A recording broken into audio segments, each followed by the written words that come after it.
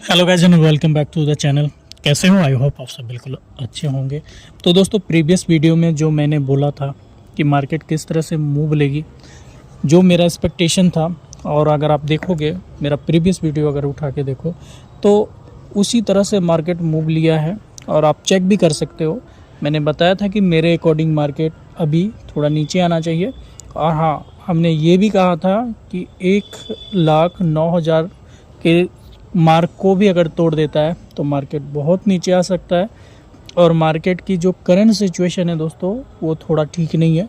I know आप सब जानते हो कि जो विश्व में जो कुछ भी होता है उसका सीधा सीधा फेस जो है ना, बिटकॉइन को, यहाँ पे क्रिप्टो मार्केट को देखने को मिलता है। रीज़न है डोनाल्ड ट्रम्प बाबा, जो अगर पॉजिटिव्स होते हैं तो मार्केट पॉजिटिव होगा। और बहुत सारे इंडिकेटर्स होते हैं, जिसमें एक ये भी इंडिकेटर्स है कि दुनिया में बहुत ज़्यादा युद्ध से रिलेटेड चीज़ें हो रही है, तो कहीं ना कहीं ये भी हम लोगों को इम्पैक्ट करता है मार्केट को, है ना। तो ध्यान रखिए। लेकिन इस टाइम में कुछ ऐसे टोकन्स भी हैं जो आपको कम समय में एक अच्छा प्रॉफिट देने का भी चांस रखता है। लेकिन मैं आपका कोई भी फाइनेंशियल एडवाइज़र नहीं हूँ, तो मेरे कहने पे किसी टोकन को बाई एंड सेल नहीं करना।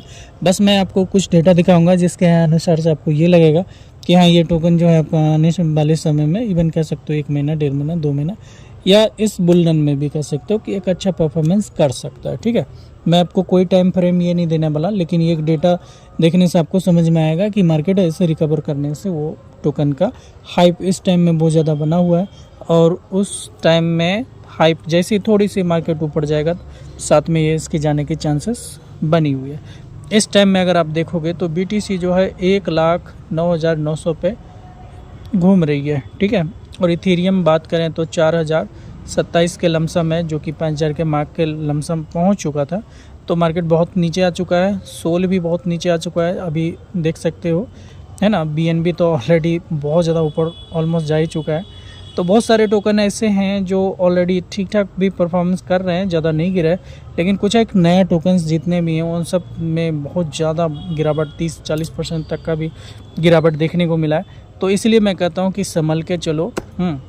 और जैसे देखो ये शिबा इनू, भाई मैं कोई दुश्मन नहीं हूँ इसका, लेकिन एक सच मैं ये भी बताना चाहता हूँ कि जो भी इसके होल्डर्स हैं, तो एक चीज़ भैया आप ध्यान रखना कि इस टोकन से ज़्यादा उम्मीद नहीं करना। बुलरन में हो सकता है कि 1 गुना 2 गुना आपको जो है यहाँ से प्रॉफिट देखने को मिले, या है ना 2-3 गुना जो भी हो। तो क्योंकि देखो यहाँ पे एक तो मार्केट कैप देख लो आप, 6.9 जो है ऑलरेडी 7 ट्रिलियन के लमसम में है। ठीक है, लेकिन यहाँ से आप क्या एक्सपेक्टेशन करते हो? देखो, जिस टोकन को सब जान जाता है ना, यानी कि सारे बायर्स होते हैं, सब जानने लगते हैं, तो उसमें ज़्यादा कुछ बचता नहीं है। क्योंकि सब ऑलमोस्ट खरीद के अगर बैठे हैं, सब जान ही रहे हैं, तो बायर्स जब तक आएगा नहीं तो टोकन उड़ेगा कैसे, है ना। तो इस चीज़ को आप लोग समझो। और इसमें मैं ये भी नहीं कहूँगा कि अगर आपके पास में होल्डिंग्स है तो उसको बेच के हटा लो, नहीं नहीं नहीं।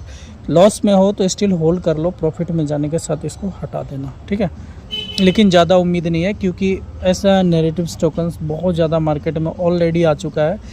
आए दिन, हर दिन देखते हो ना लॉन्च हो रहा है। जैसे देखो ये अभी मैं थोड़ा सा इसके ऊपर बुलिश भी हूँ, WLFI। ये देखो मार्केट में अभी देखो 1.54 के लमसम में जो है थोड़ा ये भी ऊपर भी गया है। और ये वर्ल्ड लिबर्टी फाइनेंस का टोकन है, जो कि एक अमेरिकन कह सकते हो डोनाल्ड ट्रम्प का। ठीक है, और प्राइस अगर आप देखोगे तो प्राइस भी ठीक ठाक जगह पे, मतलब ये तकरीबन 15 डे के फ्रेम में देखोगे तो ये जो है इसी जगह पे लमसम है प्राइस। ठीक है, तो एक ठीक ठाक जगह पे है। लेकिन कुछ टोकन्स जैसे देखो ENA, ये भी 0.08 से ऊपर तक गया था, लेकिन अभी अच्छा खासा नीचे आ चुका है। तो डैट मीन्स ये सब टोकन आपको एक एवरग्रीन टोकन कह सकते हो, जिसमें अगर मैं ये नहीं कहता हूँ कि आप इसमें अपनी बाइंग बनाओ, अगर होल्डिंग्स है तो इसको ज़रूर रखो, ताकि आने वाले समय में इसका एक अच्छा आपको फ़ायदा देखने को मिला। अब देखो दोस्तों, एस्टर की बात करेंगे, इस टोकन के बारे में मैं बोलना चाह रहा था। अभी देखो 12% की ऑलरेडी नीचे है। और लेकिन ये भी कहूँगा कि इस टाइम में इसको ख़रीदना थोड़ा रिस्क से भरा भी होगा, क्योंकि मैनिपुलेशन का डर होता है। ऑलरेडी प्राइस जो है 1.18 तक आ चुका है। ठीक है, और इसकी मार्केट कैप भी 3 बिलियन के आसपास है। तो मैं इस टोकन को शायद नहीं ख़रीदना चाहूँगा। ठीक है, अगर मैं इसी के जैसा सेम टू सेम अगर टोकन्स की बात करोगे तो 2-3 टोकन जैसे कि मैं पंप में रहना चाहूँगा, क्योंकि ये अगर उठेगा तो अच्छा खासा परफॉर्मेंस कर सकता है।